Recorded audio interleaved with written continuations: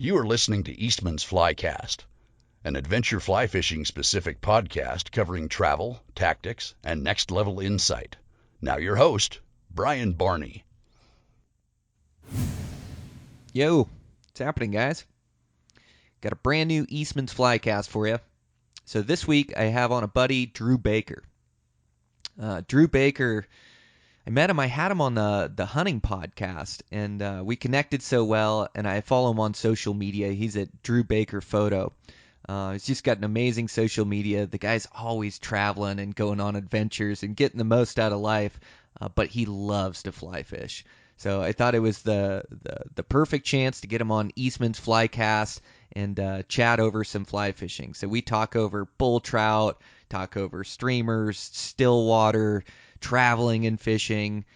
And basically you just get two guys that are really passionate about fly fishing together, and the conversation just comes easy. So I really enjoyed it. He's a great guy. We'll get right into the show. Just want to thank you guys for the support. We're a brand new podcast.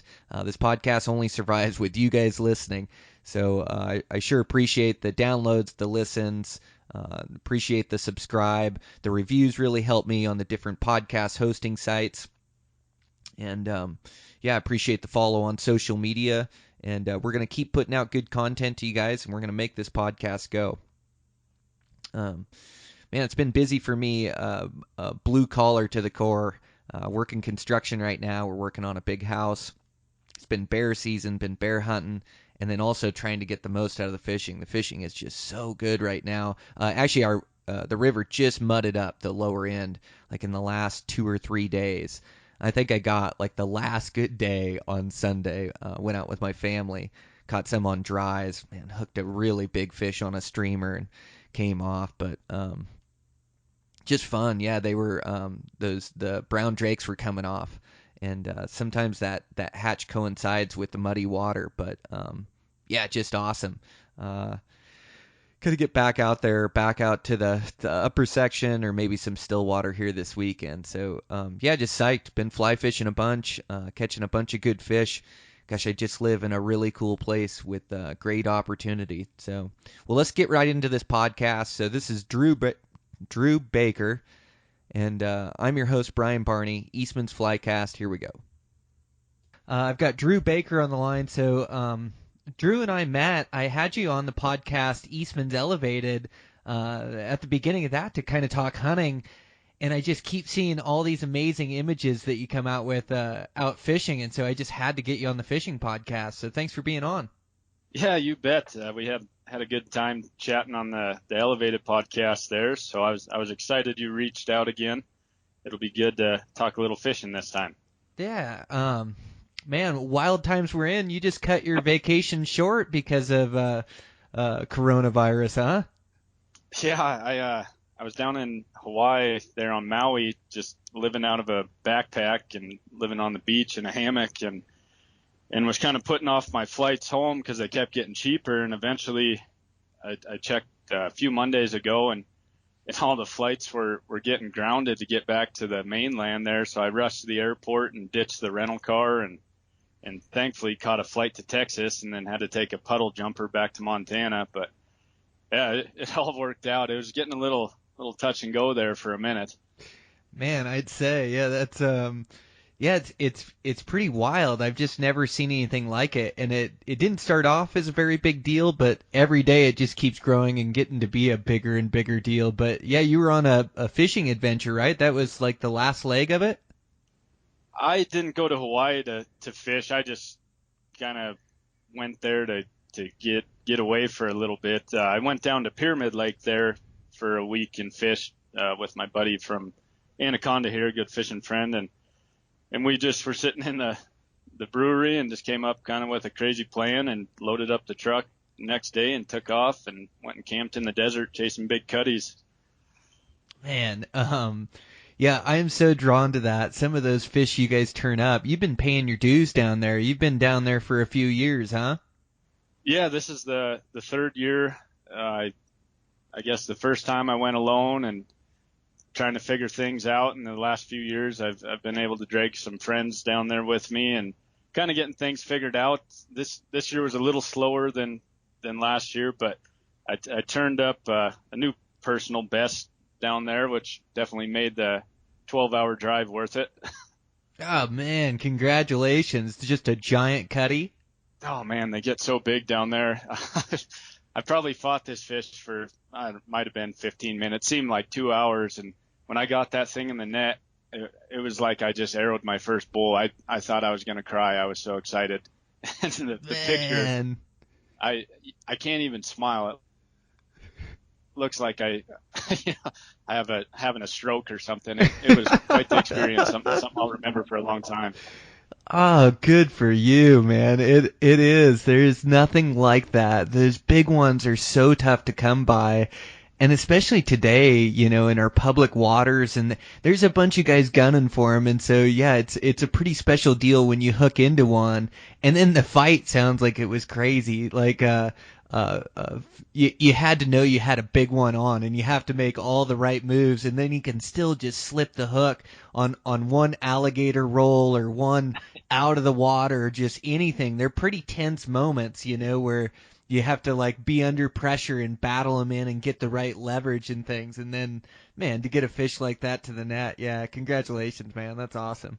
Yeah, thanks. It'll definitely keep me going down there until they either shut it down or I can't drive. Yeah, it's definitely a high tension moment. Down there everything's all barbless, and you know how that goes. It's a lot easier for them to spit the hook, and then big cutties, they just dive towards the bottom and shake their head, and it seems like a guy loses the 3 or 4 to maybe 1 you get in the net. It's probably even worse than that. So I was definitely thankful, especially to have somebody there to net the fish, because you're fishing with like a 14-foot leader under a bobber. Trying to net a fish yourself is damn near impossible. Man, yeah, that's so long. Yeah, I experienced that with those spey rods. They're so tall, and then the longer leaders, like we both fished those Idaho rivers quite a bit for steelhead. And that, the South Fork is wading only, and so, usually that river you don't need too long a leader, but that main and some of those big holes there and those high water years, yeah, you're fishing as long a leader as you can fish, sometimes 12, 13 feet to your weight, and then once you have one of those big fish on, like those big steelhead, and trying to net those things, man, you just stand and stretch up, and like you say, a buddy is just so advantageous for getting those things to the net. Yeah, I don't think you could do it alone, especially those steelhead. I mean, they're such a hot-headed fish anyways. They see you swiping at them with the net, them suckers are taking off. So you definitely, it's nice to have a little teamwork going on there. That'll save you. Oh man, yeah. I know exactly what you're talking about with that big cutty too. Like those peninsula fish are out on the west coast, out by the salt out there. The chrome bright, but those big natives, they're really tough to catch, and river systems are really tough to figure out. And the runs are in tough shape, but they still offer catch and release seasons up there, and some of them are fly rod only, but you just spend days trying to hook one, and then, once you get into them or get dialed in, it's really fun fishing. But I know what you mean, just going down there for years and paying your dues and learning it, and then finally hooking into one of those 20-pound chrome bucks that just wants to blow your rod up, and it fights you across the river and out of the water and in, and finally when your buddy nets him, and it's like a group deal too, like your buddy is just as much a part of it as you catching that fish, but then when you catch one, the feelings or emotions that run through you, man, it's just awesome. That's the way it should be. Yeah, I mean, that's what keeps us coming back. It's no different than elk hunting and someone bugling a bull for you. It's kind of the same thing there. So it's always fun. It's nice to have like your group of boys that you just go fish with, and everybody's paying their dues, and you just get as stoked for your buddy as you do when you catch a fish. It's kind of weird how I always thought fly fishing was like this solo time, think things out. And the more I fish and the more guys I meet, and it's definitely turning into more of like a team sport, which is kind of a cool way to go about it. Dude, it's so fun to team up with your buddies, and out of these drift boats to have somebody to to row and to switch off, and then who knows what kind of adventures a guy gets into, like in that peninsula. You're always running your raft down and then having to portage it. You just never get that stuff done alone.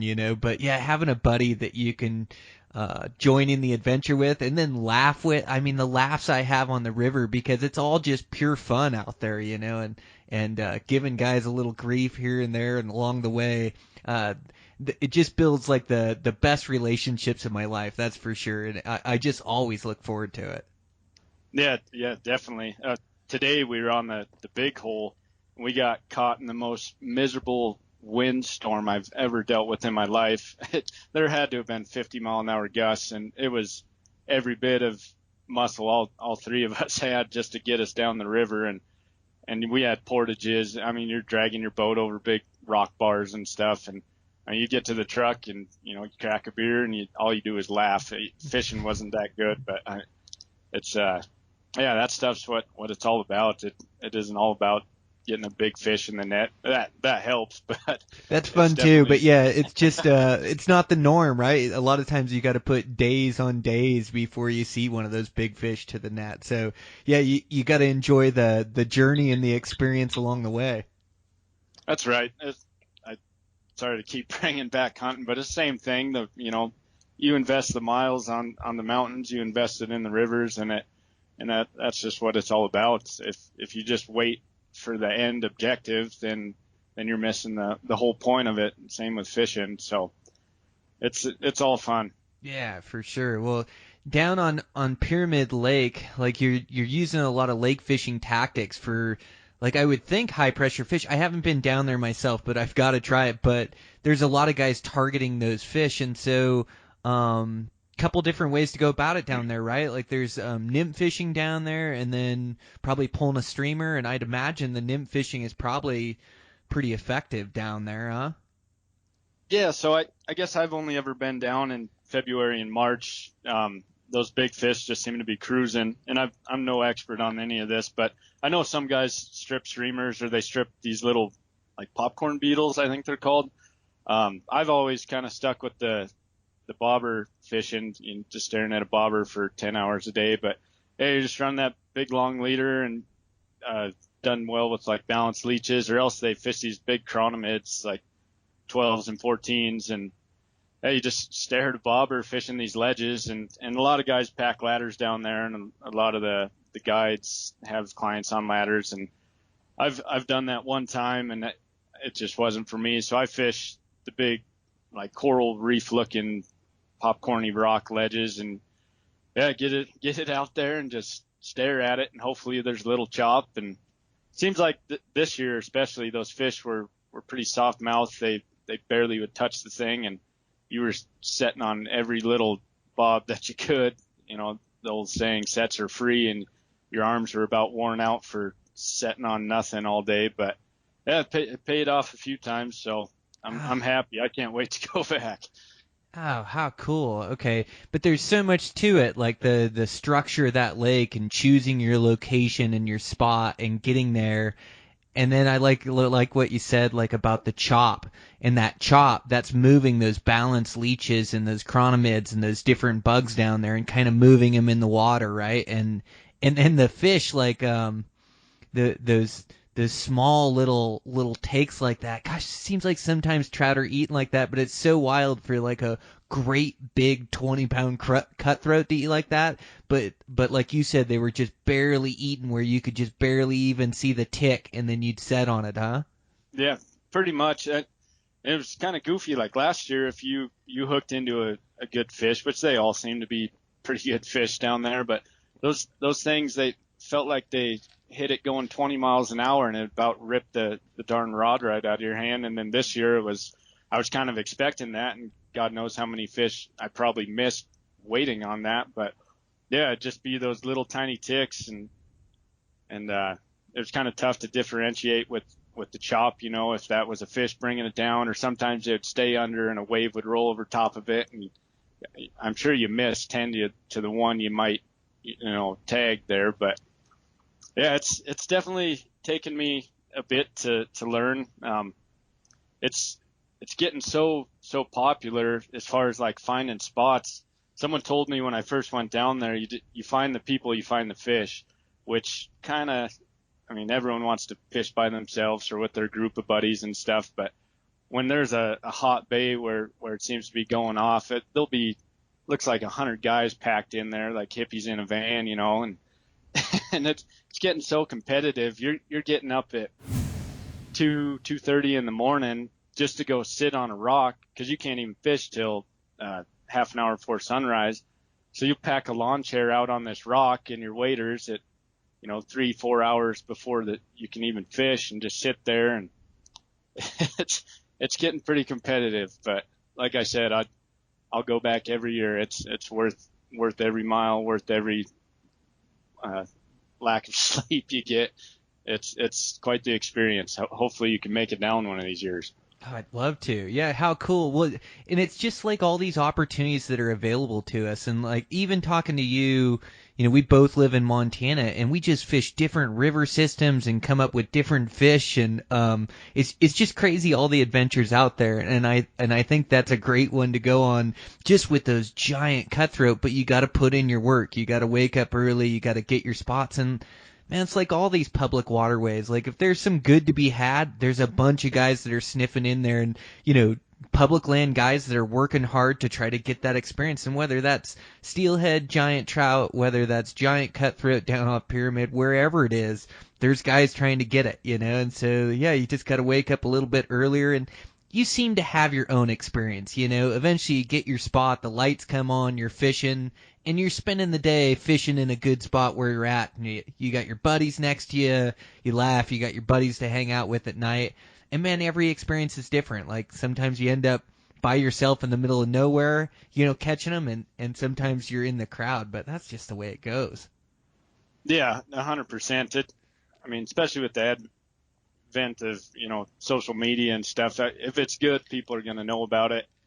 And you just have to put in the work and wake up a little earlier. You got to train a little harder, hike a little farther. I mean, it's kind of coming down to who puts in the most is going to reap the benefits, whether it's fishing or hunting or anything in life, really. So it's fun though. I mean, it's all part of the journey. You gotta grind it out to get the reward. Well, it is part of the fun, and you could take, we could all take shortcuts, and whether that's, getting a guide down in a spot to further your learning curve instead of spending 3 years down there like you have and all the money and gas. Heck, you might be money ahead doing that, but there's shortcuts to doing it, to where you can do that, or you can go up to Canada and you can pay per hole and they limit the number of guys. But I like the way it is here. I like it where it's blue collar. Any average guy, me, you, Joe, whoever it is, we can all go to these public waterways and we can go try to have our experience and tie into a trout or a big cutthroat, big steelhead, whatever it is. And it's the same out there on the coast. Like, they're chrome bright steelhead straight from the ocean, straight from the salt. If you don't think every sportsman wants to touch one of those or connect one of those to the end of his rod, you're crazy. And it's not just fly guys, it's guys that just want to swing. It's fly guys, it's gear guys, it's everybody with a legal way to go about it. Heck, I mean, there's even some of the tribes gill net on the bottom and are still allowed to do so for those steelhead, and it's like it's tough to see those runs in tough shape, and it's easy to point fingers, but there's a lot to blame for the down runs. But yeah, everybody wants to touch one of those things, so it's same deal there. Those guys will get up at 4 a.m. to get a good hole, and it's sometimes you can play that game, and sometimes you can also go, well, everybody's running at it in the morning. I think I'll go at it for the afternoon when that water warms up and they get kind of grabby. And so there's definitely a couple schools to thought, with any pressure, any place you're fishing. Yeah, 100%. Yeah, you just adjust accordingly, right? I mean, sometimes just like with Pyramid, you get up at 2:30 and some guy's going to beat you, and you just roll with the punches. Or you get with guiding. I mean, you get to put in, and there might be 6-7 boats, some pretty wolfy guys in front of you that you know of, and I mean, you just roll with the punches and adjust accordingly. I mean, that's all you can do. And thankfully in Montana, we have such an abundance of public accesses and public lands and fishing accesses and all that we have that luxury. Whereas in Canada, I mean, you get to a hole and it's fished out or no good or something, and that's the hole you paid for. You might be in tough shape for a day, but you go to a fishing access on the Bitterroot and there's 8 boats there, and you just roll up the river, call your shuttle, change things up, and give her another go.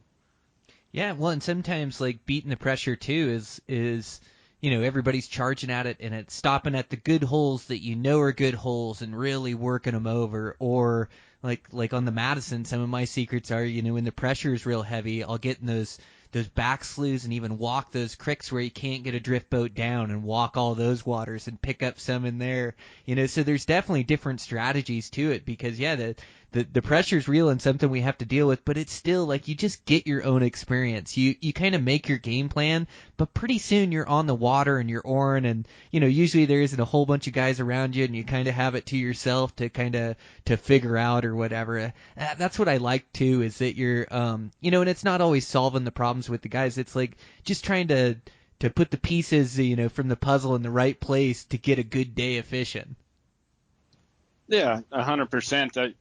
The people pressure is usually, I don't know, maybe a third of the battle. You got different hatches you're worrying about, and water levels, temperature, is it overcast, or are you stripping streamer? I mean, there's a million different things that a guy's got to deal with out there. So we keep coming back to, it's just all part of the experience. We each have our own experience. Some days plain suck out there, but it's still, the saying that it beats a good day at work, a bad day of fishing. So I love it.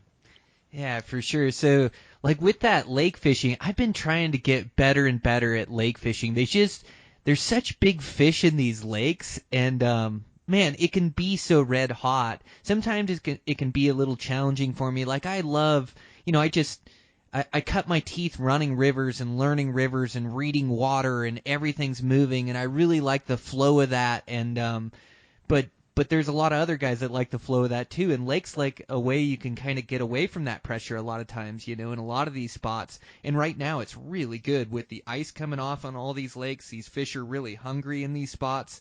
But yeah, as far as skill set on lakes, it seems like I'll run that nymph setup, like you're saying, that balanced leech. Gosh, they love to eat that thing, and the movement of the chop of the water, like you were saying, gives it movement in the water. And then just running a trailer fly on it, chronomid or something. And then I like to figure out like the depth of the water and try to get my flies just right off the bottom of the water so they'll drift and move on that chop, but they don't hang up on the bottom all the time. Man, you've done really good in lakes. Are you using those same strategies that you're using at Pyramid on other places? Yeah, pretty much.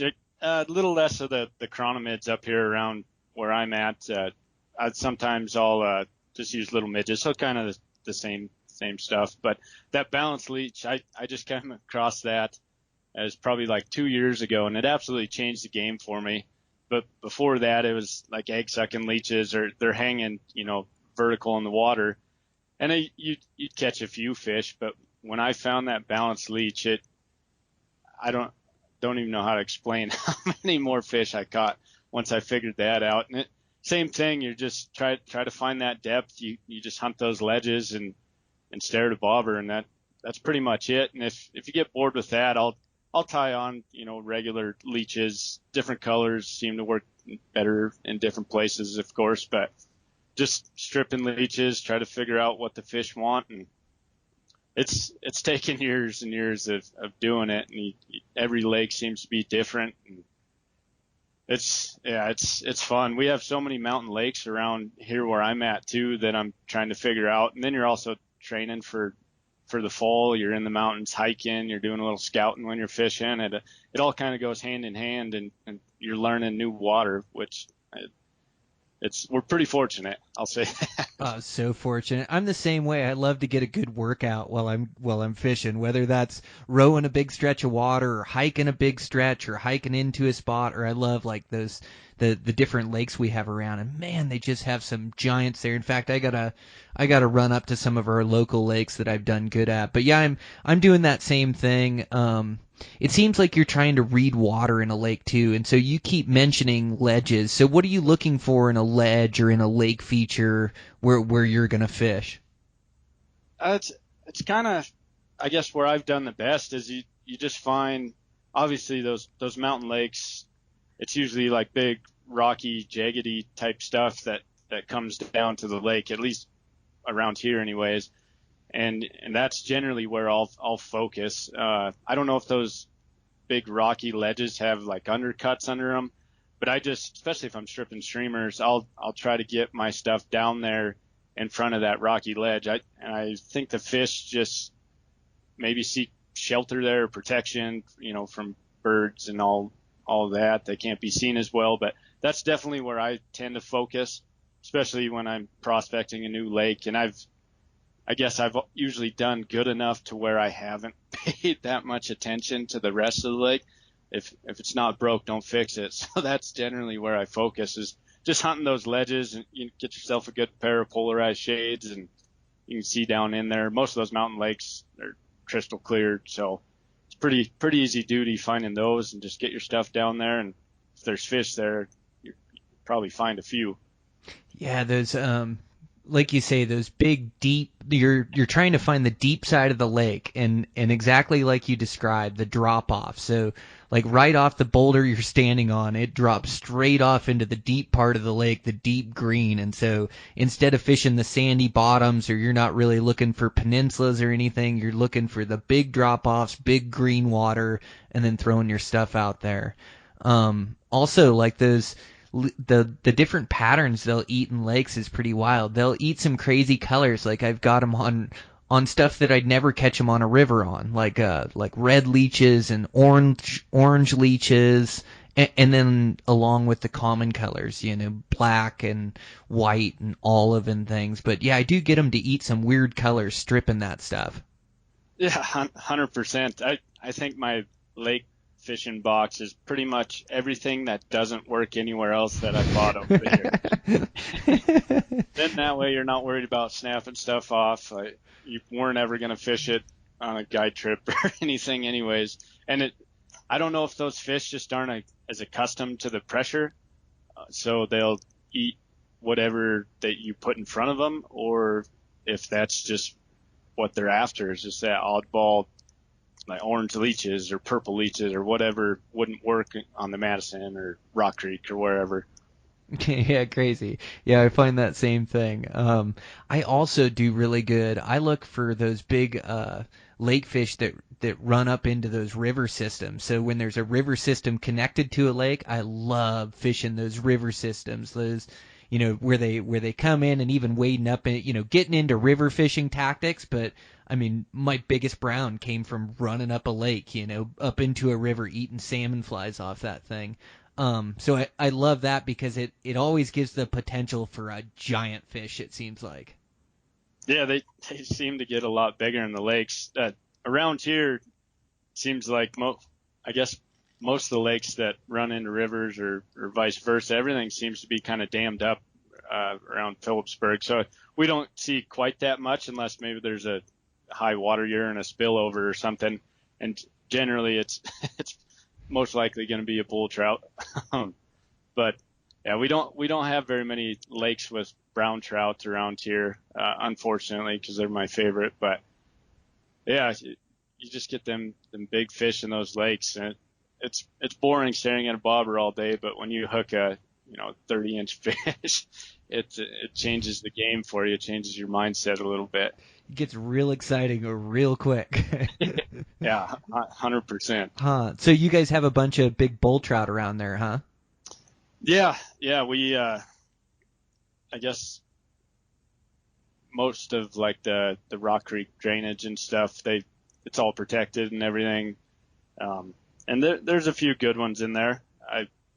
every once in a while you'll be dragging in a cutty or something and see this shark just T-bone it, and it's pretty wild. Oh, wow. Just alpha fish in there, huh? It's crazy. I guess it's been a few years since I've guided, but having, a little old lady bringing in a whitefish and having this 30-inch fish just smack it like a shark eating a seal it gets your heart pumping. It's pretty cool. Generally, you don't ever get them to the net, but it's crazy how long they'll hang on to the fish for till you swipe at it with the net. Man, so when you say they're protected, are you not able to target them in those waters? Is that the deal? Yeah. So I guess I'm not sure what the exact regulations are anymore, Me neither. but they seem to change. Now they have that catch card, or they did a few years ago, but I was told, like, obviously fishing big white streamers and goofy things like that might get you into trouble, or if the fishing game watches you catch 2 bull trout in one location, I think you can get in a little trouble for that as well. But yeah, they just being endangered, they protect them, and you're not allowed to change the waterways or anything like that. So yeah, they're looking out for them. Yeah, for sure. There are places you can target them in Montana, right? The last time I checked, when that catch card came out, I think there were 6 or 7 rivers. I think like the South Fork of the Flathead, or maybe it was the North Fork and the Kootenai maybe. I never looked into it too intently, but that's what I heard anyways. Whether or not that stuck and people can still do that. And I think you were even allowed to keep one. Don't quote me on that, but No, I'm gonna look up those regs and look into it. I really want to target them. I've never caught one. We don't have any tiered, any of the river systems that I fish, so I haven't even targeted them. But I love like the look of that flathead up there. It looks like a it's a glacial fed. Just man, the color of it is really cool, and like a deep. It seems like a deep coastal river, even though it's in Montana. It dumps out a glacier, but I guess it goes towards the west coast. But it's a really, or does that go east? That goes west. Does it go west? I'll have to look at it. I will too. I got to look at a map. That's horrible, right? Anyways, it's just a really cool looking river, and yeah, to target some bull trout in there would be really fun. And I'm so into lately that just that single hand rod and different weighted lines and throwing those big streamers. Gosh, is that like I've always thrown streamers, but now to really get out and target these runs and then get this spay rod working a little bit more, I've got this 6-weight 12-footer that'll just toss it across the whole river, and then you can swing that whole run and take a step down and then swing the whole run. Man, I'd love to go up and target some of those bull trout up there. That'd be fun. I know you've caught some big ones. Yeah, I have just up regular fishing, I guess. I've always been a streamer fisherman. It's how I learned. It's pretty much been what I do when I go out, it seems like. And so every once in a while you'll turn one up, and every once in a while, up on the Kootenai, if you're chasing them big, absolutely giant rainbows, you're ripping big flesh flies or whatever, you turn one up that I don't know if I want to swim in that water. Some of them get so darn big, but yeah, I've been fortunate enough to catch a few. Just giants, huh? Yeah, actually, one of the lakes around here, I don't even know if I'm allowed to be talking about this stuff. But that's perfect. I guess it was 2 years ago. I was up at this lake, and me and my buddy were fishing and drinking a few beers. It was spring. It was like a week after ice off, so we were just hunting big rainbows, and there's still ice floating out in the middle of this lake, and it's a pretty high elevation lake, probably 6,000-7,000 feet. And I was kind of drunk and feeling cocky, and I said, if I catch a fish over 30 inches, I'm going to jump in the water so you can take a release picture of me in the water, fully submerged in all my clothes. And we shook on it, and it's like, we ain't going to catch a 30-inch fish. And no bullshit, the last cast of the day, I hooked probably my biggest bull trout ever, just roll casting right at my feet. This fish ate probably 3 or 4 feet from my feet, and he ended up he's probably like 34 inches, Wow. 12, 13 pounds, just a tank. And I had to stick to my word, and it was the coldest I've ever been in my life. I couldn't even talk to brag about the fish for like 6 or 7 hours. I was so cold. You were probably borderline hypothermic, but I don't know. I may take that deal. That's one heck of a fish. Yeah, I would do that every spring if that is the outcome. Yeah. Oh man, how killer. Yeah, they just seem like such an aggressive trout. Just some of those takes, and I know what you mean. Like I like all different ways of fishing. I like dry flies, and I like nymphing, but there's just something that streamer, I'm so hooked on it because it is just hunting for the biggest fish in the river, and there is so much skill to it, the angle and the weighted leader, the swing or the pop or the retrieve or and it is such a feel in that deep water, letting it wash around in there. But man, you just know when you tie into one and you feel those big slow wags, you're like, man, I got something real here that I really want to see, that I really want to get to the net. And that fun and excitement of really wanting to land that big fish with your buddy, or like the other night I walked up to this hole with my youngest daughter up there, and so she fished later out of the boat, but we just walked up there to fish this run, and she had the net, and we brought the dog, and so I went up and swung this run, and then tied into this giant brown trout, that we wanted to catch, and had my daughter in on it, and then we get it to the net and get a couple photos of it, and high five, but there's just no feeling like that, like actually want to see that fish. Like after a while, you've caught enough. There's just a certain level of fish that gets your blood pumping and that adrenaline flowing, and you definitely see more of those fish on that streamer than you do anything else. 100%. Usually if you tie into one, you know it's going to be a good one. There's every once in a while a little fish with a big appetite eats, but generally, like you said, you're going out there you're either not going to catch one, or else you're going to catch potentially the trout of a lifetime, especially on the Madison. I saw those pictures of those browns you've been catching up there, and it just blows my mind. I need to get up there to hunt some of those guys. That's what everyone's after. You just have to have the patience to go a week, or it's been longer than that for me sometimes, where you might not touch a fish stripping big streamers, but when you hook one, it makes it all worth it. Oh, that's so right. Yeah, you got to come up, Drew, anytime. Yeah, we'll just go fish it. I'll send you an invite, and yeah, let's go fish around for those things and see if we can't tie into them. But yeah, it's been good lately, but just like you say, you got to pay your dues. And so I went out. It's been hot for me. I got the right color. I got both rods working really good.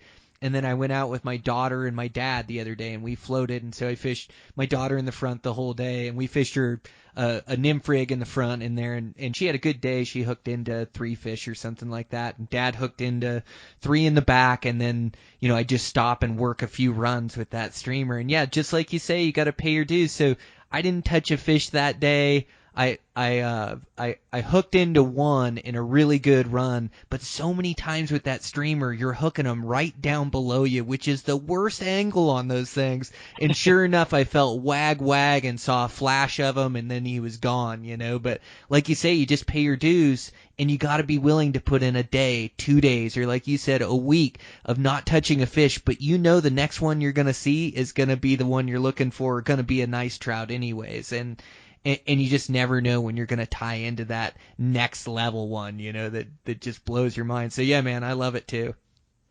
Yeah, and around here, I just, there's so much potential for the trout of a lifetime. You see guys on Instagram or whatever pulling fish out of the Clark Fork or the Big Hole that, they look fake. They're so darn big, and those fish all come on streamers unless you're very lucky. And yeah, you just got to put in the time, and hopefully, in your lifetime, it pays off. I imagine guys probably swing streamers there for years and probably don't ever find that big guy, but you're never going to do it if you're not putting in the work. So Yeah. Well, and I get, you get those fish on really good days too. Like when it's really good fishing and you're really tuned into the hatch or you got your nymphs working and you're catching a bunch of them, you can see a big fish like that. Or those big dry fly days like the salmon fly. I love hunting all these rivers with the salmon fly. And I feel like the biggest fish in the river will eat that thing when it goes over their head at the right time. Seeing just a bunch of big ones on that, hopper fishing and a couple good ones. But I mean, you're right. Like, if you were a betting man, you would hedge your bets towards a streamer. They hunt for the biggest fish, and it's cool because it is a skill level. Like it isn't just luck either. Once you've been fishing them your whole life. I've been fishing them for a long time, but it's just lately where I'm just really starting to dial into it. And I'm almost looking at the water a different way. I'm looking for these big inside corners that are big, huge, deep runs inside where I can just swing that thing all the way across. I'm looking for the right depth and the right speed. And I might not even be effective in that water with other flies or as effective, but with a streamer, that's where you're just hunting down there for those big ones. So it's almost got me looking at the water different. And I love in the summertime too, where you're picking apart those edges, or here soon when we get higher water and pushes those big fish where they're sitting underneath the cut banks and in edges, and especially like that big hole is so technical where you got to swim that streamer back in brush and back in the grass and things. But yeah, it's got me looking at the water a different way, which I think you can get tuned into it and catch more and more of them, just like you have with the streamer. You just start to figure it out, I think. Yeah, you eventually you kind of just can float a river, and even if it's a new river like today, me on this stretch of the big hole, you just look at the water or the structure, and you just know that's where a big fish would hang out. And more often than not, you're wrong, but when you are right, man, you just feel like you're king of the world. It's a good feeling when you start figuring out the little technicalities. And one thing I've started doing, I don't know if it's frowned upon in the purist world, but I'm far from a purist. So I'll run a streamer under an indicator, and I believe it's called slop rigging, and you do this big downriver mend, and it'll swing that streamer underneath like that structure and that brush. And sometimes you can put like a nymph below that streamer, and a lot of times those big fish will look at the streamer, will get their attention, and they see a little wire worm underneath it or something, and you're just picking good fish off that nymph underneath that streamer, and it's getting it underneath those banks. A guy showed me that like 2 years ago, and probably a year ago, and it's definitely helped out a lot when the strip isn't working for me. Man, you're right. That dead drift in a streamer underneath an indicator is pretty deadly. It's pretty effective. And yeah, sometimes they just want to eat it on the dead drift too, and you can't see those subtle takes or feel those subtle takes when you're fishing as much on those weighted lines. So yeah, I can definitely see that, and I've had some epic days dead drifting a streamer like that, like you're talking. And they do that, anytime I'm nymphing, I'm always fishing a big bug up front, whether that's a sculpin or a leech or or big rubber leg or something like that, something big to get their attention. And yeah, a lot of times you pick up those good fish on that trailer bug, just because that big one does get their attention. That second bug flashes in their face. They just can't take it, can they? I don't know if that's what it is, but it seems like when you have the meat on the top there and run, a little nymph underneath it, it seems like you pick up bigger fish. The bigger fly you have on top, whether it be a streamer, like you said, a big rubber leg, especially during, right before the salmon flies start popping, or here pretty soon the squallas or anything like that. I'm the same way. I big on top, small on the bottom, and right now, I think with the dead drift, the water's so stinking cold all the way through runoff. Those big fish don't want to move too much for food. So if you can put it right in their lap, it just seems like now's the time. They're waiting for it. Man, that's it. Yeah, they want a big meal, don't they? Well, and it looks Dude, you've caught a bunch of big brook trout up around your area too. We don't get many brookies down here. It's just wild how we're so close to each other, like a couple hours away driving, and feels like we fish two different worlds. But yeah, you catch a bunch of good brookies too. Yeah, I everyone knows the lake, but I won't name it just so I don't get beat up by all my friends because it's getting pretty popular. Yeah, I don't blame you. Yeah, it's a pretty awesome little fishery, and you can also catch them in the big old there. There's a few little hidden gems around here, and yeah, I the fall time it's the best time of the year. You have the best fishing, the big fish come out to play. You got bugle and elk, then you got before the lakes freeze over, you might get some rutting whitetails or mule deer in there, and just trying to balance your time is the kicker. But I usually sneak away for last year I only got two good days in, but try to sneak away for a few days and rip some streamers for those big brookies. And yeah, I've been pretty fortunate, but I pretty much grew up on that lake, so I put in my dues. Yes, and it's definitely paid off over the years. It's definitely my favorite time of the year. Yeah, I'd say beautiful fish, all the colors on them. I've been up to Alaska, up to the Arctic, fishing for Arctic char, which is a sea-run brook trout. You know, those things are just beautiful. I haven't hooked into one. A bunch of grayling in there. It's tough because there's just no information on it. But like that, I can't pronounce the river. We call it the Sag River, but the Seguich, it runs up the Hall Road up there. But you can put in and take out on it and do a bunch of different drifts.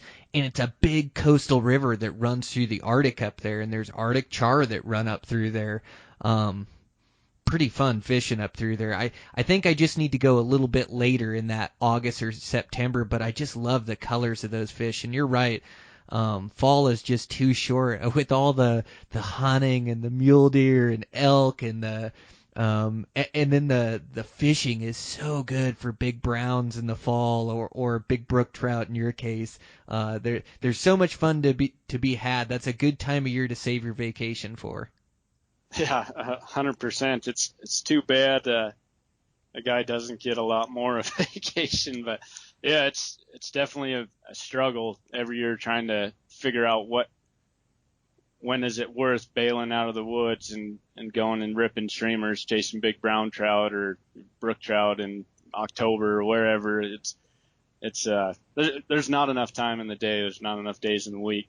It's especially in Montana. Like I keep saying, we're so stinking spoiled around here. We definitely got it pretty good. So. Man, we are spoiled. We do have it good around here. Well, thank you, sir, for coming on the fishing podcast. Man, I sure enjoyed it. We got to put a day on the water together. We've done a couple podcasts together. Yeah, we got to get together in person. So yeah, you'll have to run over to this Madison and do some fishing here, or meet halfway somewhere, or do something fun.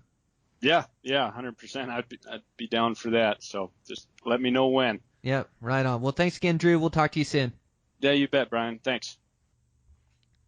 All right, guys, that's a wrap. Fun conversation with Drew. Again, you can follow him at Drew Baker Photo. He's just a great guy.